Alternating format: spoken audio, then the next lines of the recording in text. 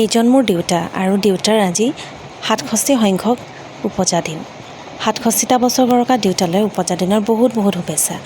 এই দৃশ্যটো হৈছে এইবাৰ আমাৰ খেতি পথাৰৰ আৰু খেতিৰ মাজতে দেউতাই ধেমালি ধুমুলাৰ মাজতে মোক কৈছে যে মোক দাঙি লৈ যায়।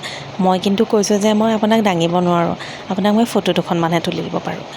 সেই উদ্দেশ্যে দেউতাক ভিডিঅ' কেইটামান কৰি ফটো দুখনমানো তুলি দিলোঁ আৰু দৃশ্যটো এইদৰে ধৰি ৰাখিলোঁ। চাকৰি জীৱনৰ পৰা অৱসৰ লোৱা আজি 7টা বছৰেই হ'ল। যদিও দেউতা কিন্তু বহুত কামতে ব্যস্ত।